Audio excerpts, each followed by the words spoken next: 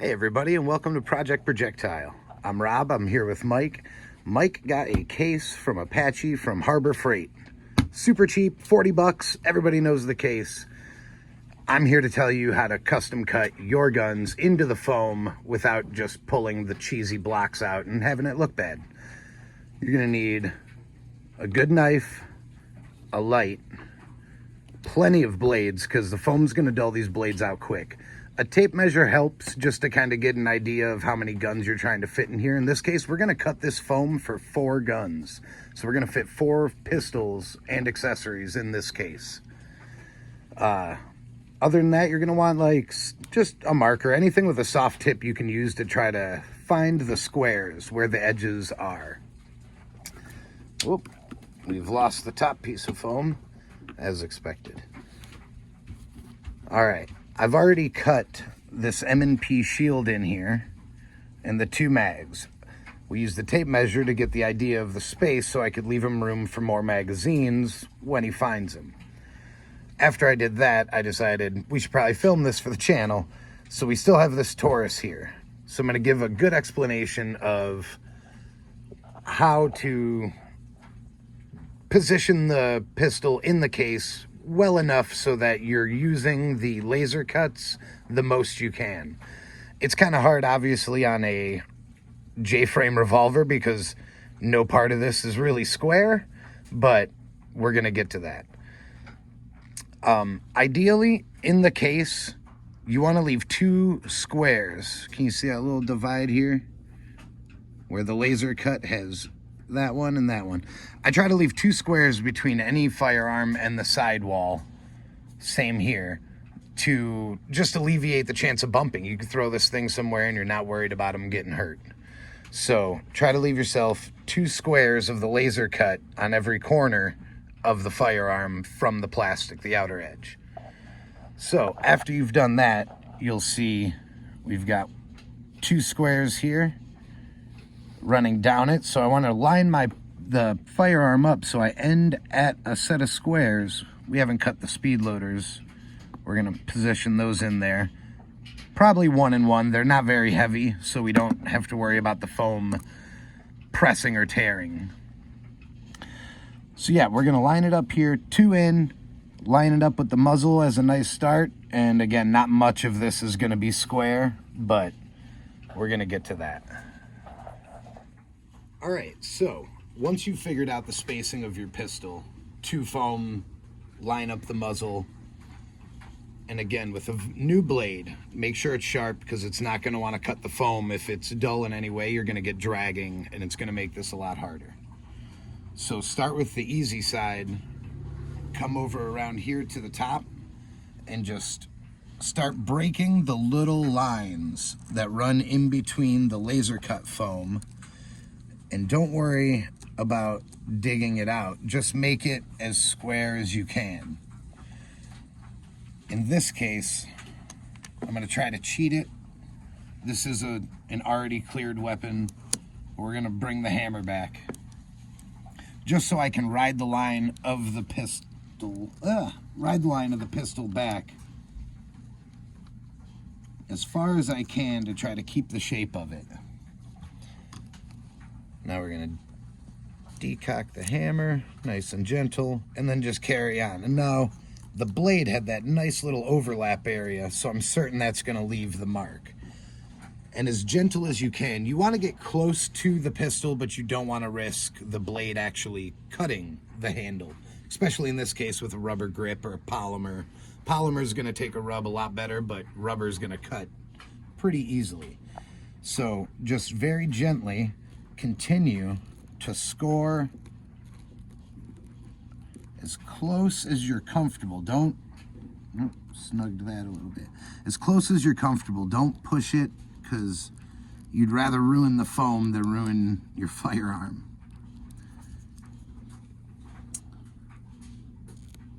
You just want to keep making scores. And again, on inside corners, don't try to exceed your skill, but you can also use, a marker, simply trace it around as tight as you can, The only reason I don't do that is because you end up with an outline of the other half of the marker that you just cut on the gun. Or if you cut the marker off, then this is no longer as snug as it can be. So I like to physically try to trace the firearm with a razor when I can. So we're gonna come in here and just lightly score it.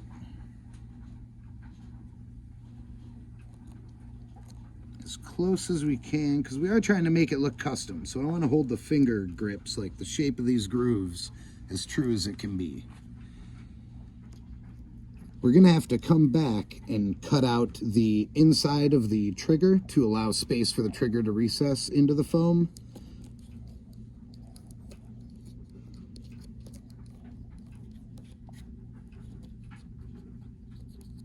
Oh, I just snagged the foam. So when you're doing it like this, you're going to run into some spots where it's really small.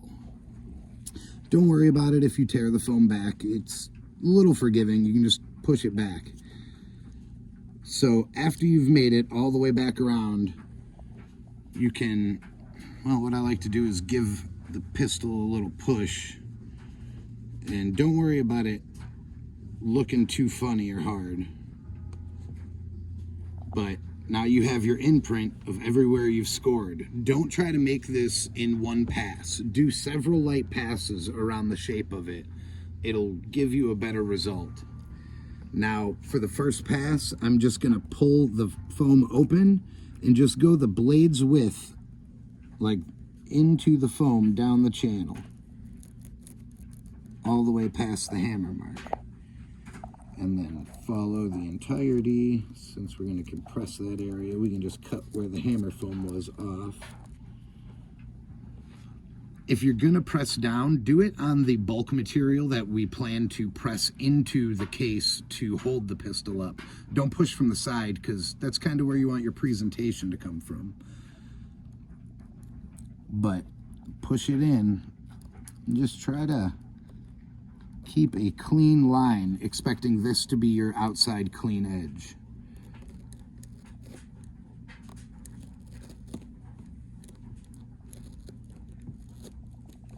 Get a little foam ASMR in there. And take your time, because the more time you take with this, the better your final result is going to be. And again, I think it comes to a point where you wouldn't have taken the time to get a nice case and line your stuff up if you didn't want it to look good in the first place. So it's a little tricky here. Again, if you got to push down to meet a corner, do it from the inside of the shape you've cut out to try to preserve the wall.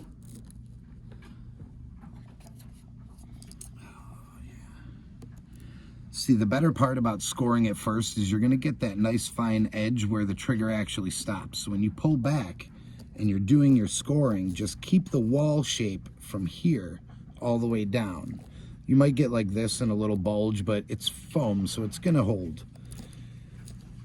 And since we didn't use the marker technique, this should be held really tight. Okay, see, this is where I tore that corner in the first cut around. So we're gonna try to keep this here. Again, don't cut yourself. Don't work beyond your skill level. Just slow and steady. Dig that out to the corner and try to leave our piece of foam there. This one is a natural line for the laser cut, so that comes in real easy. Oh, I see how when I made this cut, that's how I chopped that corner out, because it falls right to it. And I think that was the last. Oh yeah, we got half. So right here is a good example. Our laser cut ended, but where our barrel ends is about half of the way there. So we're gonna cut, leaving half of this, and the other half is right here. So that's, you know, I tried to line the barrel up. I guess it got shifted forward. Just, As long as you're understanding that this outside edge is what you need to keep clean, hopefully when we put this back in there, it's not going to be too long. So continue to just slowly dig out to your corners so that they look defined.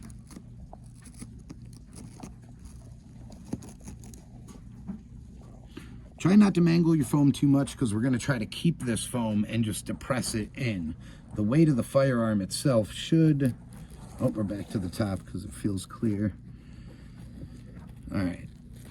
Now that we've made a good pass, just put your fingers in there and break the little veins that live between the digital cut squares and maybe anything else that you didn't get as clear as you wanted.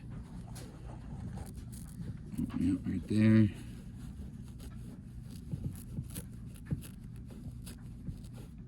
All right, fluff your foam back up, and we should be, oh yeah, we're gonna have to cut out the recess for the trigger. But to do that, let's first set it in here.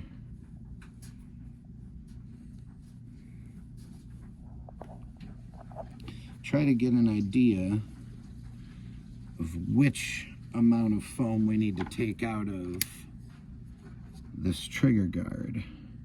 So again, being very careful, you don't want to scratch the finish on your firearm. You don't want to put any extra Mars or work. But at the same time, don't think of your firearm as a show pony. If it gets wore out while you're using it, that's battle fatigue and it looks nice. Everybody likes a good worn down side of a pistol. It shows me you got great trigger discipline. If you've wore the finish off of the top of here, I'm proud of you. All right, I think we've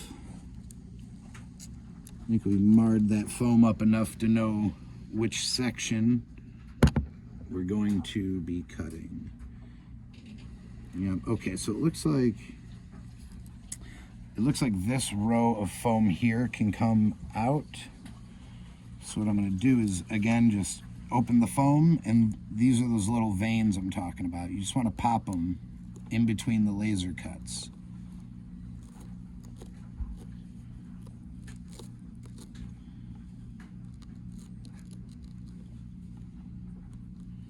Now we're going to bring the trigger back in.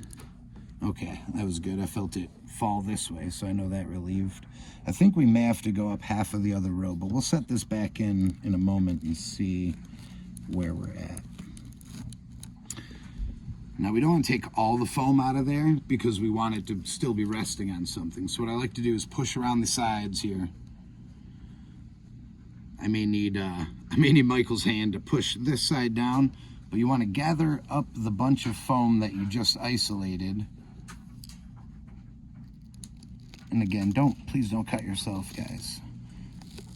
You just want to kind of slow and steady cut away. There we go. All right, let that piece go. Where'd you come from? You're our triangle. Dang you, tear out. You live back there. Okay, so we folded it back and we were able to cut. But that was actually pretty straight.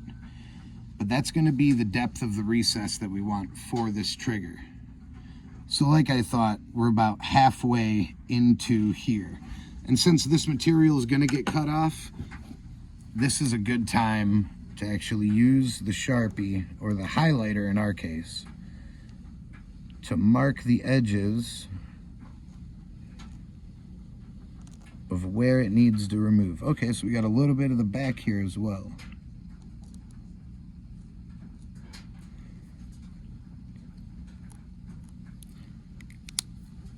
All right, now when we move that, we can see the edges that we need to cut. So let's start with the furthest point in and start kind of in the middle of a cube if you can, because it's going to give you the ability to pull away as easily as possible. And again, it's going to be hard because you're cutting in the middle of a foam, one of the laser cuts, so it's going to want to drag with you. Don't cut yourself, people. I'm telling you, but I'm telling myself as well, so don't think I'm just harping on any particular person. This corner, you know what, we may need a blade change. We've made a lot of cuts, and the first one I used the back side of this, so we're just going to swap it out with another one. Actually, safety first, if you guys got these style kits, throw your wasted blades in the top, get new blades out the bottom. Nothing, oh, don't set that there. Nothing worse than a bunch of old blades rusting up and hanging around. All right, now that we got a new blade in here. Oh, son of a gun. I should have changed that a long time ago. Yep, I should have changed that a while ago. You see how... That's why I said make sure you got more blades. Apparently I was being a little headstrong with the amount of cutting I thought I could get out of one blade. Didn't notice it increasing the drag that much. So don't be afraid to change your blade out. You might find things get a lot easier. Okay, keep that there. This corner needs a little bit of relief. Don't try, I say don't cut towards yourself, but it's an inevitability. Try not to cut towards yourself as often as you can. Now we're going to press the body of the firearm in, grab our piece, and just dig along the bottom. And I think that's going to be it.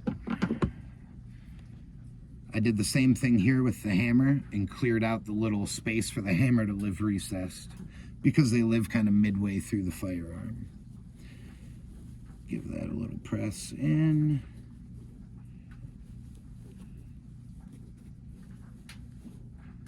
And I think that's pretty good.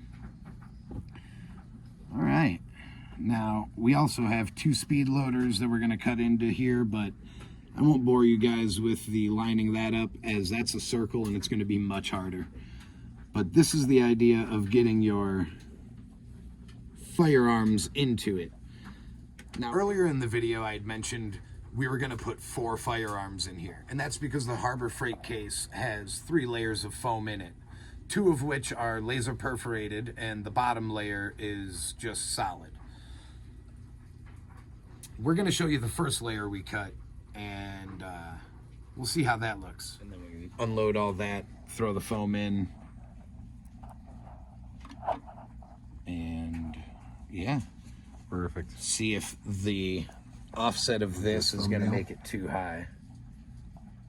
All right, so this is our first layer that we've already cut for 2 Heritage 22 revolvers. All right, I was a little concerned with how proud the first layer of foam sat with the first 2 pistols, whether it was going to be much of an issue with the bulging of this foam. Now we can seat our very nice 22 Heritage revolver in here. And our second one. You know, when I cut this layer, I did think, well, rather I thought to myself, these are pretty hard. Not thinking about the J-frame revolver in the second layer. These handles were a breeze compared to the J-frame. But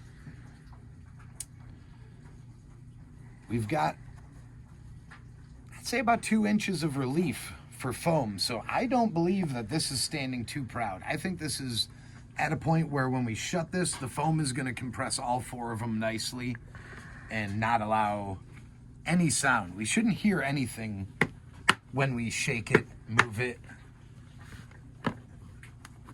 Oh. Nothing. Again, that's why we left 2 squares, is so when you stand it on its side like this, there's enough compression to kind of give you the comfort of knowing if you drop it hard on the ground, the case is taking the blunt of the impact, not your firearm. Pop this guy back open.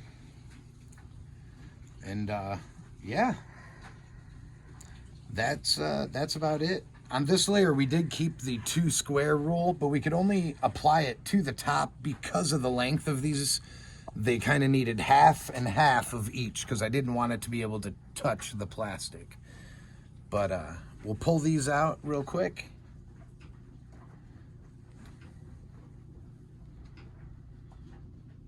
And get down to the second layer. Support those cylinders, they're a little bit heavy. And that's the second layer. This is holding 2 other pistols. I've got room for 4 magazines in here for the M&P. And we also, like I said, are gonna cut these 2 speed loaders to sit recessed here and here. Yeah, probably here and here. But that's what I mean by play around with the configuration. Use a tape measure, figure out how much space you really have and how you can be good at Tetris to make everything you have fit 4 pistols in one $40 Harbor Freight case. So yeah, thanks for watching. I'm Rob with Project Projectile, and we'll catch you guys on the next one.